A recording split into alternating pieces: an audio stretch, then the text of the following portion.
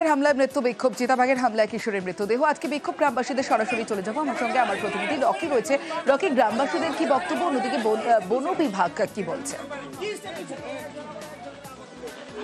তোমাকে প্রথমে বলে রাখতে চাইবো যে বাড়ির সামনে থেকে 11 বছর বয়সের এক কিশোরকে চিতাবাঘ তুলে নিয়ে যাওয়ার ঘটনা কিন্তু রীতিমতো চাঞ্চল্য ছড়ায় বানহাট থানার অন্তর্গত আপার কলাবাড়ি এলাকায়। এই এলাকার এক কিশোর যার নাম করিমুল হক, সে বাড়ির সামনে খেলছিল। সেই সময় আচমকাই একটি চিতাবাঘ এসে তাকে গলার মধ্যে কামড় দিয়ে জঙ্গলে নিয়ে যায় এবং পরিবারের সদস্য এবং গ্রামের মানুষ সেখানে ছুটে গিয়ে সেই কিশোরকে উদ্ধার করলে তার সেখানেই মৃত্যু হয় বলে জানা যায়। এই ঘটনা চাউর হতে কিন্তু রীতিমতো চাঞ্চল্য ছড়িয়ে পড়ে।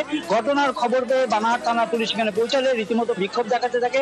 এরপরে বিশাল পুলিশ বাহিনী নিয়ে ধূপগুড়ি এসডিপিও সেখানে পৌঁছান, তার সাথে পৌঁছান অতিরিক্ত পুলিশ সুপার গ্রামীণ এবং রীতিমতো তাদেরকে ঘিরে বিক্ষোভ দেখায়। পুলিশ অবশেষে কথাবার্তা বলে সেই মৃতদেহ উদ্ধার করেছে এবং বন দপ্তরের তরফ থেকে আইন অনুযায়ী কিন্তু তাদেরকে ক্ষতিপূরণ দেওয়া হবে বলে জানা গিয়েছে। আজ দুটি খাঁচা পাতা হয়েছে সেই এলাকায় ছাগলের চোখ দিয়ে, যাতে সেই চিতাবাঘটিকে ধরা যায়।